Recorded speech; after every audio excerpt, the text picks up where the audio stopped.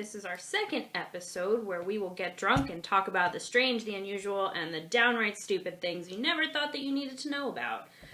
So following our last episode, do you have any questions, comments, concerns, things that we need to clarify at all in any way? Yeah, I think we should just clarify about the Australians using pigs versus humans in their body farms. Yes. So, I said last episode that they did use pigs.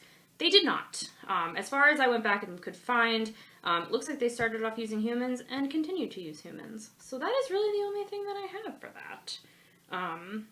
So yeah,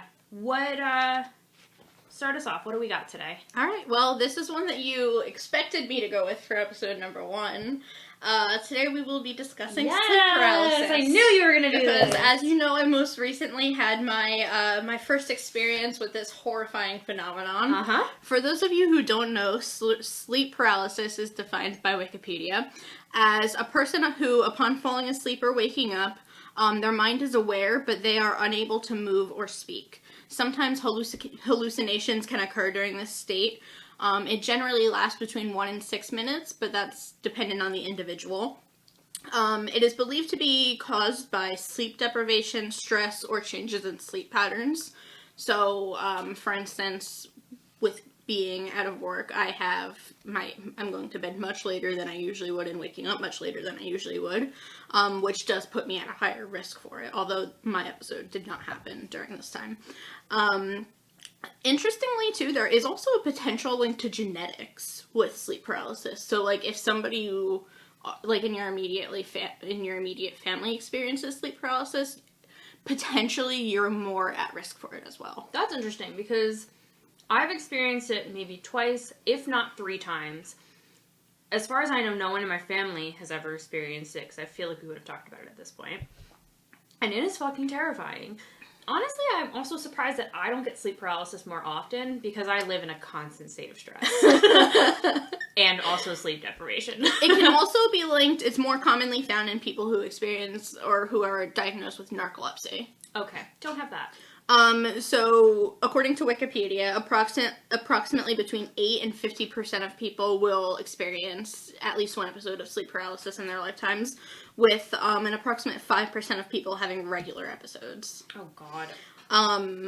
So, some of the common things that you experience in sleep paralysis are noises like humming, hissing, static, or whispers. Some people experience a feeling of flying or being dragged out of bed. Some people experience a tingling or vibrating sensation. I've had none of these things so far. So, I know that we talk about sleep paralysis quite a bit. Yeah. I've had one, like, significant episode, and I'm gonna get a little bit more into this in my subtopic. Okay. But, I do experience the feeling of flying frequently when I'm, like, not in my dreams, but when I'm falling asleep. I think a lot of people do. It's that, like, weird thing where you, like, jolt. Yes, almost, which is called, we'll get into this a little bit deeper, yeah. But that has a specific name, so we'll get to that in a few minutes. Okay. So, frequently, sleep paralysis is accompanied by what are called hypnagogic hallucinations. Okay. Which, often involves a supernatural being, suffocating or scaring the individual. Yes. Usually accompanied by weight on your chest, which, like, I mean, again, we've talked about mine, but commonly people who experience sleep paralysis are lying on their backs, so you feel that weight on your chest. When I experienced it, I was laying face down. Which I think is so bizarre. It's so bizarre. That happened. Because I purposely fall asleep not on my back, so I don't experience sleep paralysis. And, like, I don't even know if I fall asleep on my back. I'm mostly on my side. But in the times that I've experienced it, I've woken up on my back, feeling like somebody is sitting on top of me. And I specifically felt one of my cats sitting on my back, which occasionally Barry will do. You said that it was Ben this time, though, right? I thought it was Ben, which, I mean, like, you know, there's a little bit of weight difference between them, so could I tell? I don't know. Also, was it actually happening? I don't know. I mean, was it a witch that was trying to steal your soul? Probably. Some people experience a figure in their room or outside their window, which I know you have. I've experienced a figure in my room. Yes. Not outside my window, in the corner of my room or on the edge of my bed.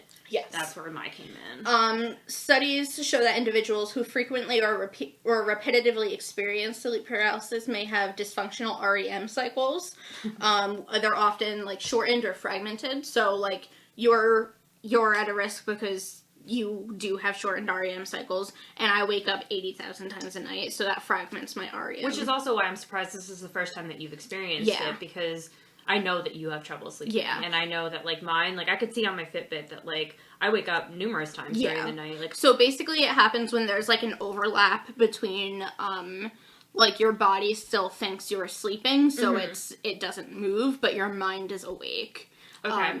And that's what causes the sensation of being unable to move. Because your mind wakes up before the rest of you does. Yeah. So you're, like, aware, your synapses but you are firing, but your nerves aren't yet. So, and this is, like, these types of hallucinations are thought to be caused by a hyper state of threat vigilance, which I think is super interesting. So basically your mind knows you can't move, and it's like, holy shit, if I get attacked right now, I'm super fucking vulnerable. Oh my god. And that's what causes you to see stuff. But what does the seeing stuff do for you then? Nothing. So it basically just, like, freaks you the fuck out for no reason. Like, your brain's like, oh my god, I could get attacked. Let me hallucinate something that's gonna attack me. Yes. Like, let me hallucinate the most terrifying thing. Like, not like, you know, a cute little kitten or, like, a fucking puppy. No. A fucking swamp witch. Yeah. That's gonna eat my fucking brains. I thought this was quite interesting, too. People who are, like, in, you know, like, have live-in partners or something. Yeah. Frequently hallucinate that their partners are awake and laughing with, like, helping to terrorize them with the hallucination. Oh. Isn't that terrifying? Thank God I don't sleep with anybody. That's very scary. Right? But then it makes you think of, you know how in Haunting of Hill House, how she has sleep paralysis, like, and it's exactly that feeling. It like is that, absolutely that except, feeling. like, there's no actual Except we're not legitimately haunted, probably. I mean, I might be, but yeah, there's no bent neck lady coming at me. So this is a direct quote. I believe this was from Wikipedia. I just found this to be interesting. It's like a good explainer. A neurological hypothesis is that in sleep paralysis, the mechanisms which usually coordinate body movement and provide information on body position become activated, and because there is no actual movement, induce a floating sensation.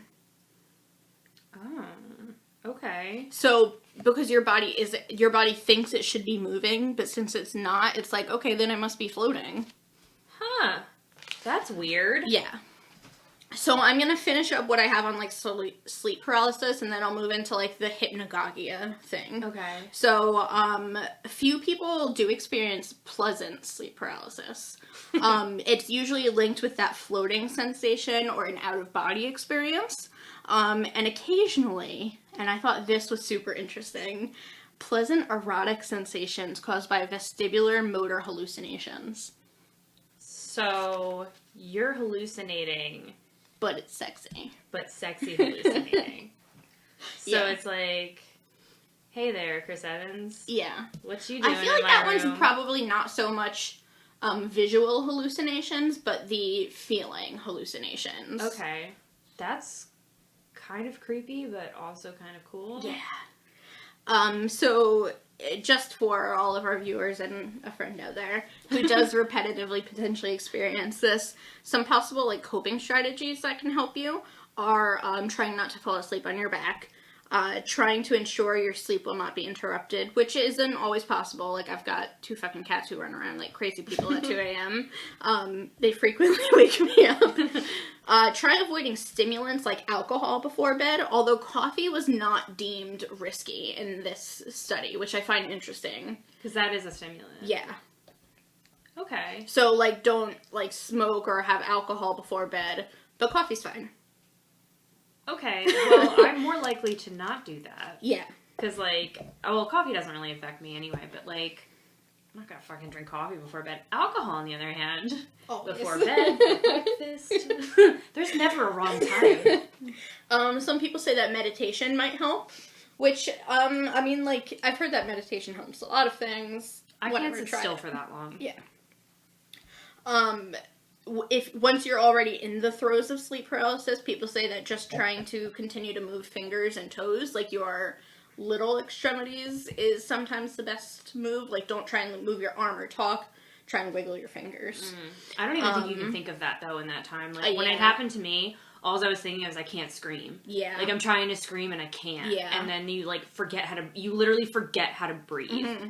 Like, you're like, I can't do it. I can't do it. And then you panic even more because now you're like, how the fuck do I not know how to breathe in and out? And then all of a sudden it's over. And I know. It's terrifying. Yeah, it's fucking scary. And then in some extreme cases, this is most likely if it's linked to some other sleeping disorder, cognitive behavioral therapy can help. Okay. And that's more teaching you how to cope with it once it's happening than stopping it, because they don't really know what causes it, so you can't really stop it. Yeah. You know? So kind of back to that, like, hypnagogia thing, which that was the most interesting part of this when I was doing the research. So hypnagogia is the transitional phase between waking and sleeping, and there are many mental phenomena that usually occur during this phase. Okay. So, some of them are hallucinations, lucid dreaming, which I have lucid dreamed. I lucid dream a lot, and it's always when I'm at that state between wake and sleep. Okay. And sleep paralysis occurs in this state as well. So some of the things that you might experience during this phase are phosphenes, which are visual, random speckles, lines, or geometric patterns. Okay. They can be monochromatic or richly colored, still or moving, 3D or 2D. Okay. So I experience that a lot. Do you? Really? No. Yeah. I honestly experience like these hypnagogia hallucinations, I would say, on a 3 to 4 times a week basis. Really? Yeah. And you can experience one or multiple of these. I don't think I have the hallucinations. I mean, I'm gonna get into more things that you don't think are these, but it falls into this subcategory of hypnagogia hallucination.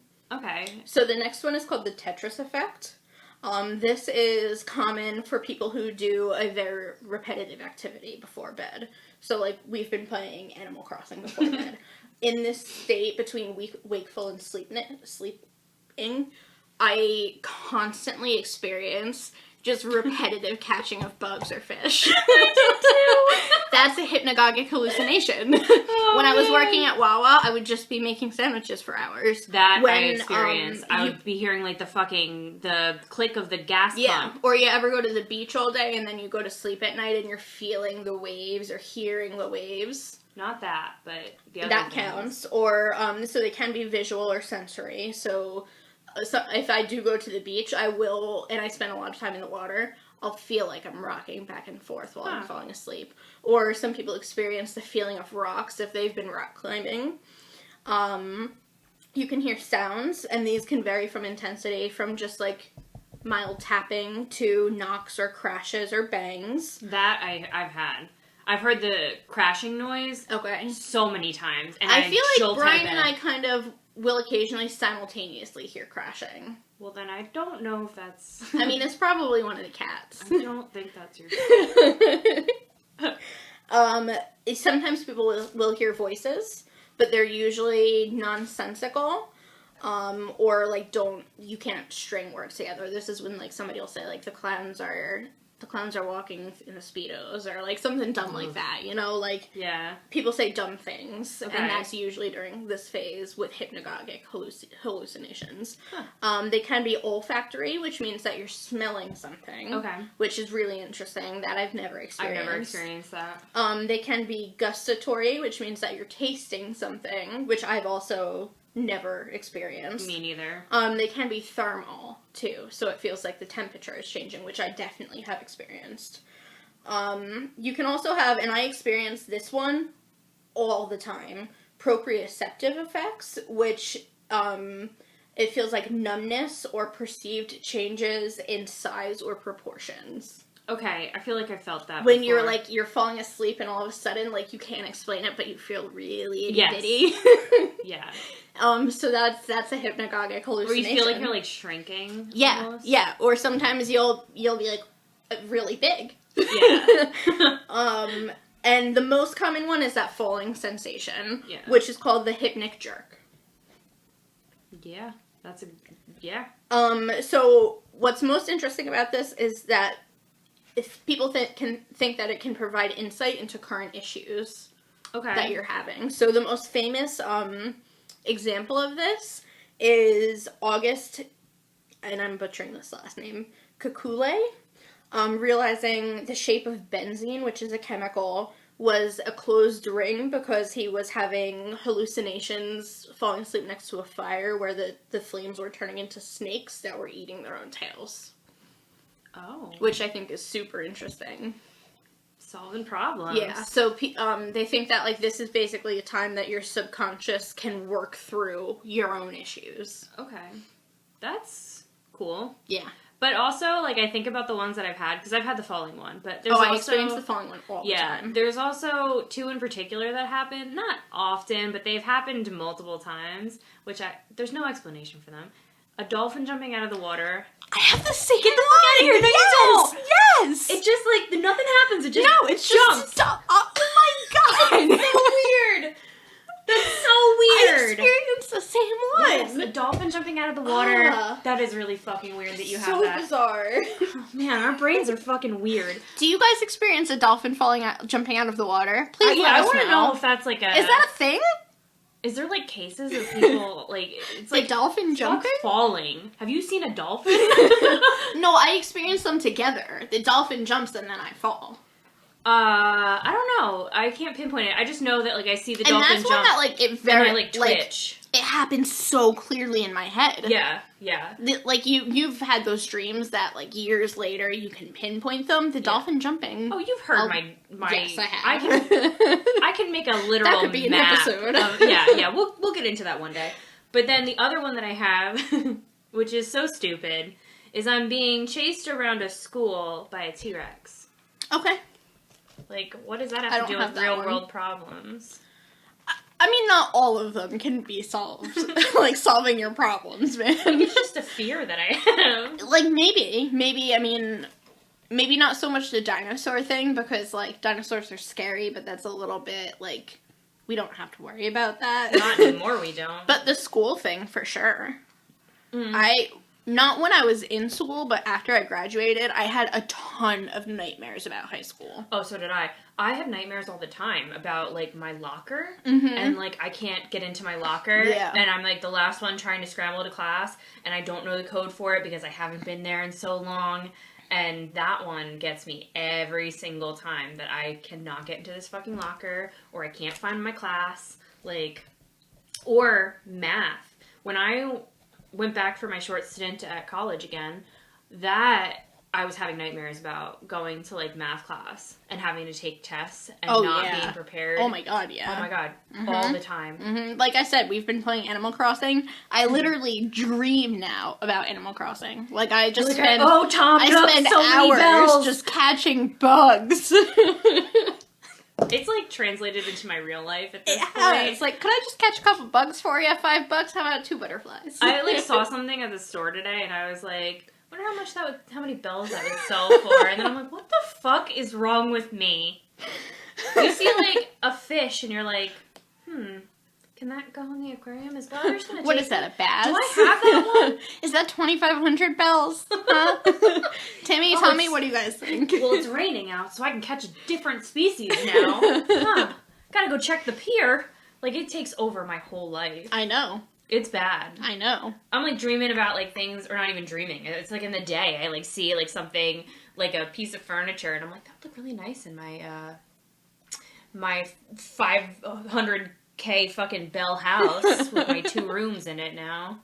Oh, my fucking soul to Tom Nook. But, you know. Yep. I need to stop. Same. But I won't. No. Nope. This is gonna be a lifelong thing for me. Oh, it's anyway. That's pretty much what I got for you on sleep paralysis. Do you have any questions? Not that I could think of at the moment, but, like, damn. As I said, I'm just really surprised that, like, neither of us have it more often.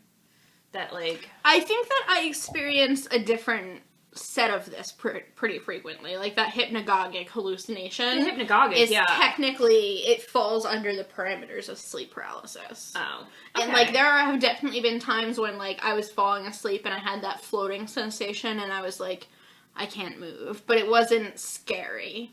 But I didn't realize that was part of sleep paralysis. Yeah. You know? Which I wonder if those maybe fall under the more positive sleep paralysis episodes. Because, like, I mean, I'm not shit scared of a dolphin. Right. In that situation. No. I wouldn't say that I have any feelings towards that dolphin. Real life, I would have fucking paddled my ass back to we know. No, thank you. But in my hypnagogic moments, it's fine. Yeah. Do your little jump and get the fuck out of here. Absolutely, man. I'll just jerk myself awake and call it a day. Yeah, it's fine. I'm not in any danger. You're not a threat to me. No. It's fine. But yeah, that was good. I'm glad that you did that, because I knew eventually that you were going to want to know more about it. All right, so what do you got? So, let's see. All right, Brookie, let's hear it. All right, so I picked a topic that I hope that you don't know a lot of things about, but I know you're going to know something. But it's one that we both love. So I picked King Tut. Yes. Because I found an article. Now, my sources are from biography.com, Wikipedia once again, and mostly Ranker.com, which if you have not been on, you will get sucked into all of the articles on there. There's a lot of weird shit, and you can pick your topics, and, like, this was one that I found. It was, like, a list of, like, 21 weird things that you didn't know about King Tut, and it just was a deep dive for me. So I was like, this is it. This is what I'm gonna pick. So, as we know, the basics, like, King Tut was also Tutankhamun. But his name originally was not Tutankhamun. It was Tutanhaten. Okay, I do know that, but only because I read this book on Cleopatra one time. Okay. So they changed it based off of, like, religious reasons and, like, his dad, which we'll get into. So he was born in 1342 BC to Amenhotep IV, who went on to eventually change his name to Akhenaten, because of religion reasons. His mother was also his aunt, because it was his dad's sister. Because Egypt. Because Egypt, in the 314 BC. Yep. So they actually once believed that his mother was actually Nefertiti. Okay. But DNA testing disproved that theory. So then they actually don't know. They know it's probably one of his father's sisters, but they don't know, like, what her name is. Yeah. So, which I'm surprised that they can't do some kind of DNA testing to figure that out too. I think when you DNA test, you need DNA from both parties when you do it like that. Okay, so then they because, like, to run a paternity test, you need both the child and the father, or the suspect father's DNA. But I also think that, like, there just weren't enough records kept at that time to really be certain. Yeah, probably. Like, they probably don't even know who all of his sisters were. Yeah, I forgot, like, what they might have called her, like, the Forgotten Lady or something like that, or, yeah, they have no idea who she is, they just know that she was buried in a tomb near him. So then his dad was super weird and interesting, because he's basically known for telling traditional Egyptian religion to fuck off, and he started his own thing. So instead of... Good for him, man. I guess. So instead of being, like, polytheistic, they decided to be monotheistic and worship just one god. What god did they choose? Aten. Okay. Who is known as the sun disk. So basically they were worshiping the sun. It's not quite Ra, who is the sun god, but it's like... it's, like, kind of based off of that. So then, at that point, he changed his name from Amenhotep IV to Akhenaten to reflect his devotion to Aten. And then he basically banned the worship of all other religions. So theirs was pretty, it's very like... Christian of him. Yeah, right? So they didn't have, like, a lot of people following, to be fair, because, like, Egypt was like, no, we have multiple gods. And he's like, no, not anymore. So he kind of went off, did his own thing, and didn't have very many people following him when he did that. And his religion was kind of like, I don't want to say laid back, but it was definitely like not super strict. Like they didn't have, they didn't really like directly worship things because they thought that it was like, idolizing. And like idolizing was not something that they wanted. It was like against the rules basically. Right. So, it didn't last very long. He died in 1336 BC. King Tut was about 6 years old at that time. So while most of us are in kindergarten trying to learn our ABCs and 1, 2, 3s, he's over there trying to figure out how to become king.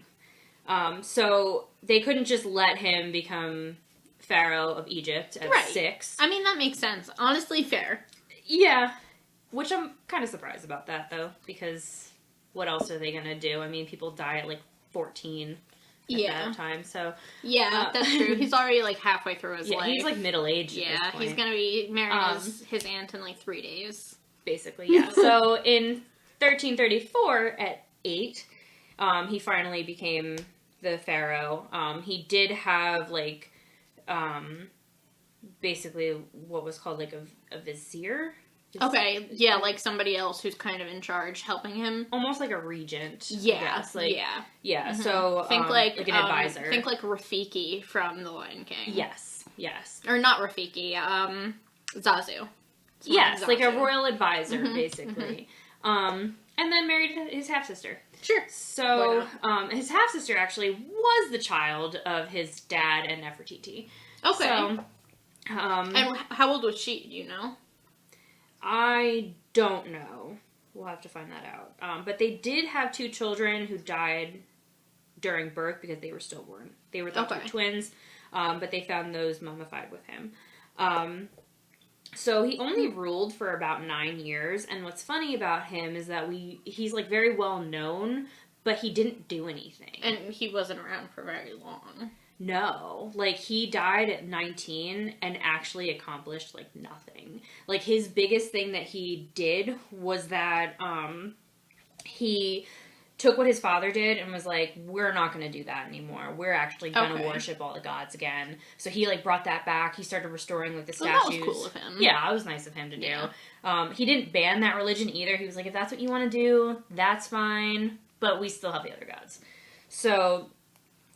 he restored old monuments, and then he moved his father's remains to the Valley of the Kings, which is where he eventually would be buried, and then changed the capital, which at that time was Amarna or Akhenaten, and put that back at Thebes. Okay. So then... Isn't Thebes Roman? So I think... That's what I thought too, but I think there might be like a Thebes in that area. Okay. But didn't like the Egyptians, or maybe I'm thinking of the Greeks that stole from the Romans, or the Romans stole from the Greeks. So the Romans and Greeks stole from each other, but the Egyptians and Greeks are like super closely intertwined. Like they kind of both use Alexandria, because I listened to Cleopatra by Stacy Schiff. So that was kind of the same period. So I did get a lot of information, and like there's a lot of Alexandria in that. Well, I think they all like they're in that same area of ports. Right. So they're probably, it's like right on the Mediterranean. So they're all using each other at that point. But yeah, so that's what he changed it to. He changed it to Thebes. And then, as I said, in 1323 BC, he died at 19. They weren't expecting him to die, so he kind of got buried in like a smaller tomb that was probably meant for somebody else. Okay. But they kind of didn't have time at that point to construct this great tomb for him. Right. And then they also like have like a grieving period, I guess, of like I think it's 70 days. So that they like prepare the body, they have, their ceremonies or whatever at that point, and then after 70 days they're buried. So the cool thing about his tomb is that when they finally went in and like unearthed it, Which was fairly recently, right? 1922. Oh, okay. Yeah. So 1922, a British researcher, Howard Carter, went in, opened it up, and kind of went in to excavate at that point. Because before then, nobody had even heard of him. Like, after he died, he was completely wiped out of, like, history. Like, there was no records on him, nothing. Like, Everybody was like, King Tut who? Who the fuck is King Tut? Yeah.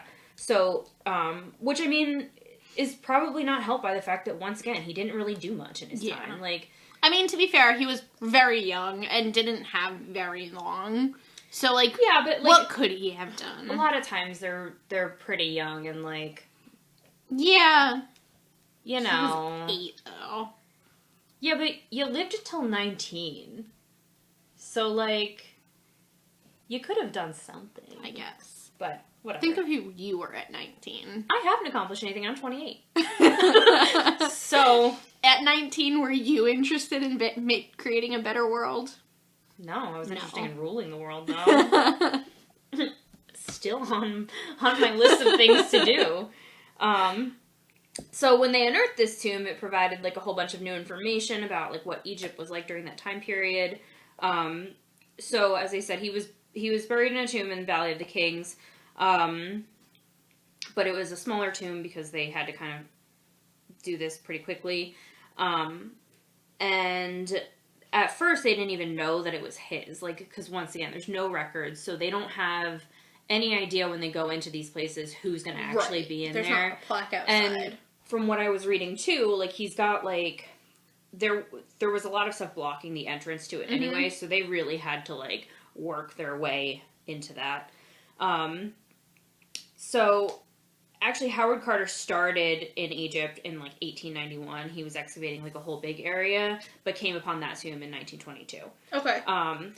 So then, he actually went in there with another archaeologist named George Herbert, and they found that everything was pretty well intact, and it's one of the best preserved tombs in, like, history. Huh. Probably because nobody cared enough to try and steal anything. Not true. Not true. Oh, huh. Which is even more interesting. So, they could tell that it had been robbed at least twice. There were things, I guess, that were taken out of it, but we'll never know what those things were because we don't know what was initially in there. That's fair. But yeah, it was robbed and then sealed again. And I guess whatever damage was done when it was robbed those first 2 times, somebody had gone in and just, like, made the repairs, regardless of if they knew who was in there. But what the tomb ended up telling them was that he probably died from a gangrene infection, which was a result of a broken leg. Did I ever tell you about when I almost died of gangrene? You did. Oh, okay. You did. Wasn't that when you had, like, appendicitis? Yeah. It was filled with gangrene. Jesus. So, I'm cooler than King Tut because I survived it. You fucking tell him. You march right into that tomb and you go, look, buddy, I made it to my late 20s, so who's pharaoh now? Who's ruling Egypt now? I'm a better ruler than you. They found that he had over 100 walking sticks and canes in his tomb, along with stools for shooting bow and arrow, and they also learned that he was basically broken. He had so many issues that I don't even know how he was... He made it to 19. I don't even know how he made it that far. Huh. He basically was, like, the product of incest, obviously. Well, yeah. But the whole bloodline was the product incestuous, of incest, yeah. So, because of that, he had a number of physical disfigurements and ailments. He had a severe overbite, a disfigured foot, extremely slim hips, a skewed face, epilepsy, a curved spine, pronounced breasts. Huh. Yeah. I'm curious how they determined the epilepsy? Yeah. And also how they determined he had pronounced breasts, because, like, breasts ain't bone. But he probably wasn't bone because he was mummified. Oh, true. I don't know how they determined epilepsy, though. That's a good one, because they take all of the organs out and everything, right? They do put them in jars, generally with the body, but, like, don't synapses have to be firing in order for you to determine that there's epilepsy? I don't know. We'll have to figure it out. Because I literally don't know. I don't think you can determine something like that after death. Huh. I don't know, but they said he had epilepsy. So he basically was in pain for most of the time that he was alive. That's honestly, like, super sad. Yeah. And that's how I said, like, I'm surprised that he, like, made it to 19. Yeah. So then they thought that he might have died due to, like, a blow to the head. Probably during, like, a war or, like, a fight with a political rival. But then when they did, like, a full scan of his body in 2006, they actually found that it was probably due to poor handling. Or it could have been during the embalming process if they didn't handle his body with, like, care. Oh, okay. You mean this blow to the head? Yeah, like the damage that was to his skull could have been when they Post-mortem. It was, well, they know for a fact that it was post-mortem. Oh. So they thought that it's probably due to the fact that he was either handled really poorly, like when they were excavating his body. Right. Or during embalming. Somebody slipped and punched him in the forehead. Yeah. Real hard. Real fucking hard. But I mean, if he had all these ailments, his bones could have been like brittle and probably really easy to fracture something like that. I mean, he broke his goddamn leg, so that not unheard of. As they said, his tomb was robbed at least twice. So, did they determine what his cause of death was? Gangrene from a broken leg. Right, okay. Which I also don't know how they determine. Well, I guess they can do that because he's mummified. Yeah, and, like, the leg's broken. Maybe it doesn't look like a super old fracture. Yeah. Well, because there was, like, so many theories that were floating around. Like, one I didn't even write down was they thought that he was, like, in a chariot accident. But, because, I guess because of the broken leg. But they couldn't really prove that. Probably just, like, I mean, you said he had a disfigured leg. Like, it wouldn't be that hard to imagine... Yeah. Imagine that a disfigured leg got broken. Yeah, I mean, he had all these issues. So, so from the tomb, they found 5,398 items that were in there. And, like, if you've ever seen pictures of this, it is freaking cool. I mean, it's cool, but it's only cool because you know it's a pyramid. And it's like not a pyramid, but it's a tomb. Right. Otherwise, if you told me this was somebody's fucking garage... I would 100% believe you. Right. Because they stuffed everything in there. Nothing is organized. It's piled on top of each other. They, like, he has a chariot in there, which they had to take apart. And, like, it's just, like, laying on, like, the floor. So they found thrones, archery bows, trumpets, food, wine, sandals, fresh linen underwear. Aw, they wanted them to be clean for the afterlife. I appreciate that. Okay. Yeah, if death makes you shit yourself, don't you worry. You're going to heaven or wherever with undies. Clean undies. Yeah, although I think Egyptians believed everybody went to the underworld, correct? Also don't know. Okay. Probably. I think there was, like, a whole process involved with that. Yeah. I'll save that for another episode. Yeah. Good idea. Because, like, I think it's not just, like, you die and then... Yeah. You're going to the underworld. Maybe it's the Greeks I'm thinking of. Because no, the Egyptians have something. Well, I think in Greek mythology, everybody went to the underworld because everybody crossed the river Styx. Well, in Egypt, they have a similar thing with, like, Isis and Osiris. That's true, yes. To which I think you have to, like, actually do something in order to prove yourself worthy of going. Very possible. Yeah, there's a whole big thing involved with that. Episode. We'll figure it out. But then they also found, which was, like, kind of funny to me, so they have a stone sarcophagus that contained 3 coffins, one inside the other. So it was like a Russian nesting doll of coffins. Yeah. What was inside the final coffin? The final coffin was made out of gold. Oh. What do you think is inside the final coffin? Was that where King Tut was, or was it like his cat? No, it was him. Oh. They're not going to put him in the first one and then put the other ones on top of him. No, I didn't know if, like, something else was inside. Like, is that where they found Tut? No, it was, like, him, another one. It's, like, then another one. I don't know why there's 3 of them, though. Why not? I don't know. You got money to spend, man. I guess so. It's all you can afford. I want 5. Wow, how embarrassing. Tut could only have 3 coffins. What a fucking plebe. What a plebe. Then they also found, he had, like, his face mask, which is, like, the, a death mask. Mm-hmm. Which actually was supposed to go to Nefertiti. Oh. And did not. It had, like, an inscription in it. I don't remember what it said. But it was, like, from his dad to Nefertiti. Huh, that's and then, interesting. for whatever reason, she ended up not getting it, and then it went to him instead. And it was 22 pounds of gold and gemstones. Just smack dab on your face. Fuck yeah. One of the most famous works of art in history.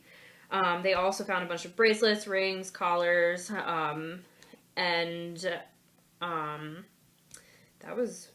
Oh, and an iron blade made out of a meteorite. Whoa. Space knives. Damn. Wait, just to clarify, this face mask is the image of King Tut that we've all seen, yes, right? This is the classic one. Like the beard thing. Yes, that's and the death staff. mask. Okay. Yep. Yeah, the classic. The beard is not there image. anymore, though, because it broke off.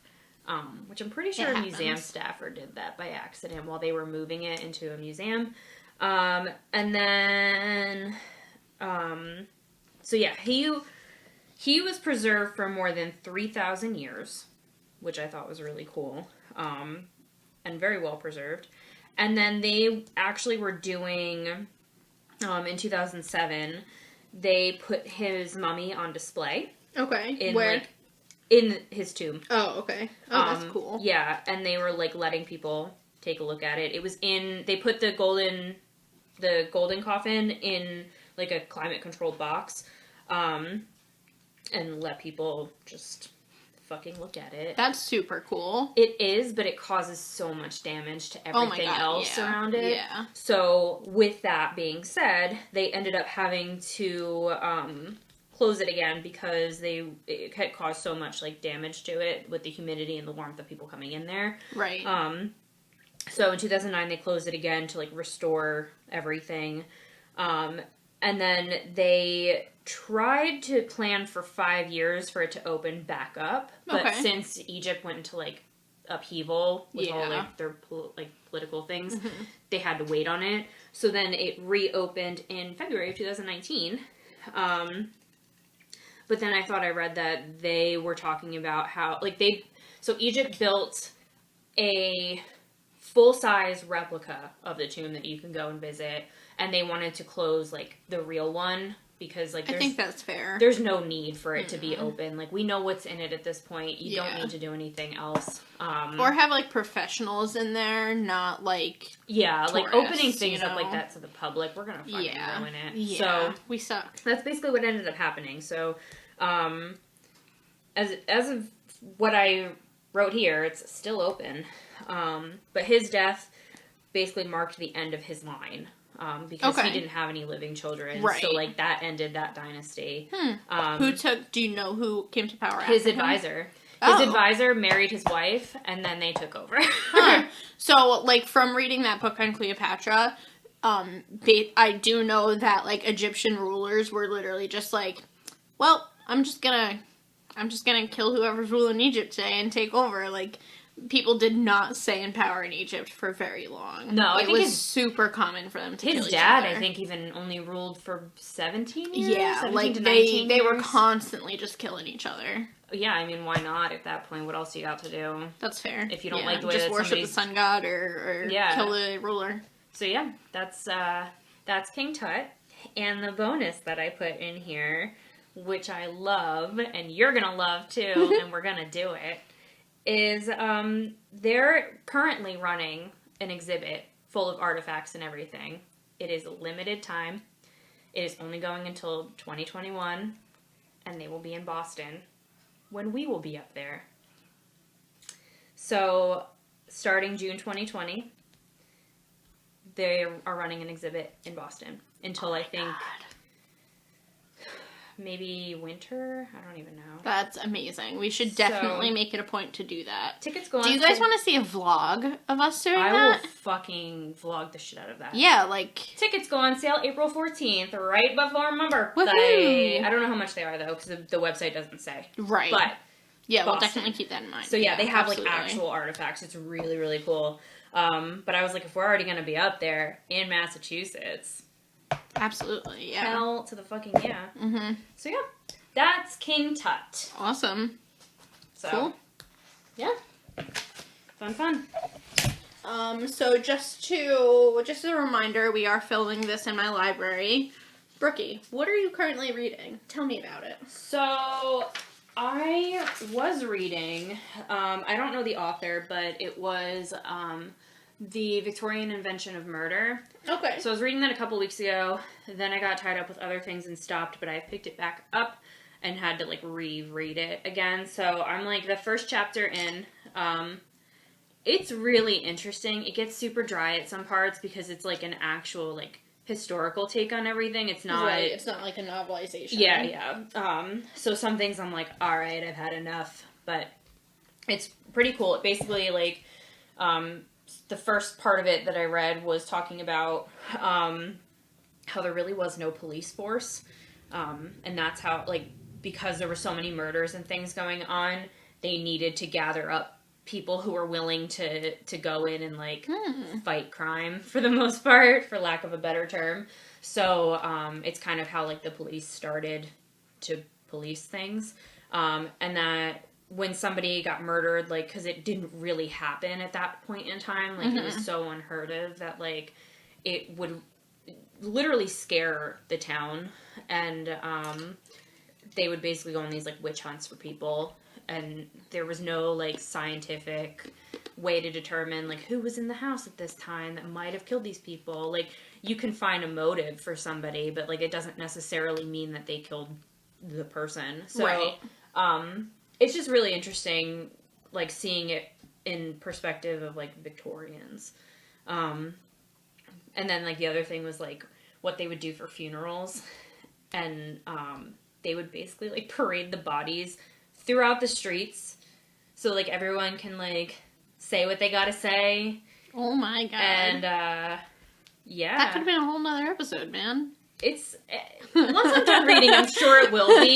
It's really interesting, so, hopefully I'll finally get through to finishing that, but I'm so invested in Animal Crossing right now. I know. So. I'm currently reading the first book in the Stormlight Archives trilogy by Brandon Sanderson, who wrote the Wheel of Time series, which is like a super... both of them are like super high fantasy, more alien than Game of Thrones kind of stuff. It's like dystopian? No. It's like... so basically the premise is it takes place in a completely different universe where... Stormlight can be exchanged. Basically, Stormlight equals power. Okay. And you know how, like, Jupiter has these really, like, intense storms? Mm-hmm. This planet has these, like, super intense storms, and basically all of their money is, like, pieces of gems that can be infused with Stormlight. And they have these things called shard blades that cut through, like, the soul of a person. Okay. So, like, if I were a shard bearer and I sliced you with my shard blade, it would leave no visible scars on you, but it would cut through your soul and you would die. Well, joke's on you. I don't have a soul. But they're really cool. They're super dry. Like, not, I would say on par with George R.R. Martin. So a little too dry for you. Yeah. But they're really interesting. Like I've been thoroughly enjoying them. How many books are there? So in this series there's 3 so far. Okay. But all of his series, he kind of does a Stephen King thing where they all take place within the same universe and small things link them. So like the magic links all of them, but magic shows up differently in every planet. Basically, of this world. So, like, the Stormlight thing that in this series might not translate to one of his other series. Okay.